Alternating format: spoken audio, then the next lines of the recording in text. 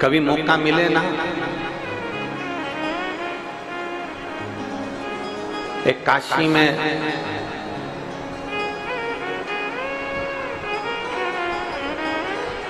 दीपावली के दूसरे दिन मां अन्नपूर्णा का खजाना लुटाया दिया जाए।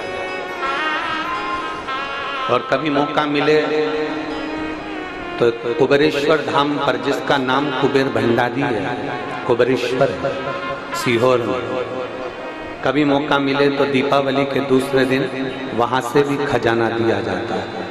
ये दोनों खजाने एक ऐसे खजाने हैं जिसको लाल वस्त्र के अंदर अपनी अलमारी में अगर रखा जाए, कंगाल से कंगाल व्यक्ति भी एक न एक दिन धनपति होता है। तो केवल एक ही दिन मिलता है। अन्नपूर्णा का खजाना काशी में, कुबेर भंडारी का खजाना दीपावली के दूसरे दिन सुबह प्राप्त हो। शिव तत्व की प्राप्ति। पार्वती मैं विश्वनाथ, विश्वनाथ मृत्यु लोक में जन्म लेने वाला कोई मनुष्य अनाथ नहीं है। ज्योतिर्लिंग का चरित्र कथा है। प्रथम सोमनाथ जी का वर्णन करते हुए कहा, सोमेश्वर का स्मरण करते हुए कहा, जब काया का रोग हो गया था चंद्रदेव को, तो भगवान देवादिदेव महादेव ने उनकी काया के रोग को मिटा दिया, उनकी काया के रोग को समाप्त कर दिया था। सोमनाथ जी के रूप में भगवान शंकर विराजित हो गए थे। फिर वर्णन आया था श्री मल्लिकार्जुन का। षडानंद कार्तिकेय के लिए भगवान शंकर और पार्वती गए थे उनको मनाने के लिए, श्रीशैलम में जाकर दर्शन दिया, मल्लिकार्जुन के रूप में विराजमान हो गए थे। फिर वर्णन आ गया था महाकाल का, जो दूषण नाम के राक्षस के संहार के लिए मेरे शंकर विराजमान हुए। अगला वर्णन आ गया था ओंकारेश्वर का, विंध्य नामक पर्वत के तप करने पर भगवान शिव प्रकट हो गए।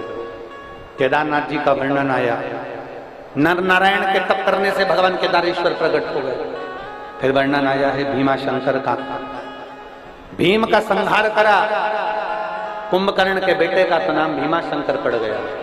फिर वर्णन आया है काशी विश्वनाथ का, मनु शत्रुपा के तप करने से भगवान प्रकट हो गए। गौतम बाबा के श्राप लगने पर, गौतम बाबा को अपशब्द कहने पर गौ हत्या से मुक्त करने के लिए त्र्यंबकेश्वर बन गए थे। रावण के साथ ना जा पाए, भूमि पर बैठ गए, इसलिए वैद्यनाथ बन गए थे।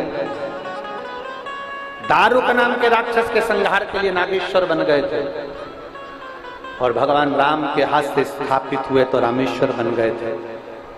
और फिर चरित्र आता है, सुधर्म नाम के ब्राह्मण की पत्नी घोषमा के बेटे को जीवित कर दिया था, इसलिए कृष्णेश्वर बन गए थे। कृष्णेश्वर बन गए, 12 ज्योतिर्लिंग का स्मरण कराया। कृष्णेश्वर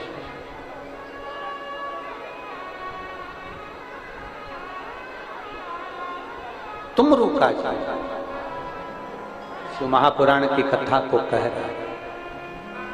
चंचुला देवी जो बेधव्य थी, विधवा थी, जैसे ही शिव महापुराण की कथा विराम हुई और चंचुला देवी की मांग में मां पार्वती जी बिंदु को जीवित कर कर उसकी मांग में सिंदूर भर देती हैं, अखंड सौभाग्यवती कर देती हैं। अखंड सौभाग्यवती, जो कन्या, जो स्त्री जिस भाव से शिव महापुराण की कथा श्रवण करती है, यहां तक शिव महापुराण में वर्णन किया गया, अगर नारी का पति चले गया, वो बेधव्य हो गई, विधवा भी हो गई, और अगर भूल से भी शिव महापुराण की कथा सुन लेती है तो 71 जन्म तक वो कभी विधवा नहीं होती, वो सौभाग्यवती होकर ही जाती है, वो अखंड सौभाग्यवती होकर जाती है।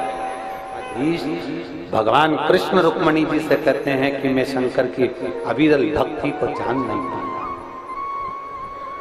राम स्वयं कहते हैं माता जानकी से कि जानकी अवध से चले थे और लंका तक के बीच में रोज प्रतिदिन मैं शिवलिंग का निर्माण करूंगा, पार्थिव शिवलिंग का निर्माण करूंगा।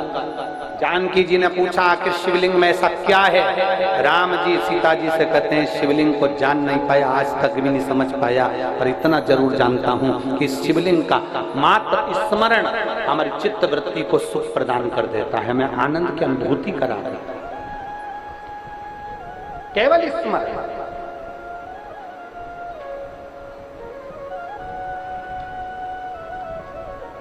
और इसीलिए हमने बार पहले भी आप लोगों से कहा, फिर कहते हैं कि शिव नाम होठों पे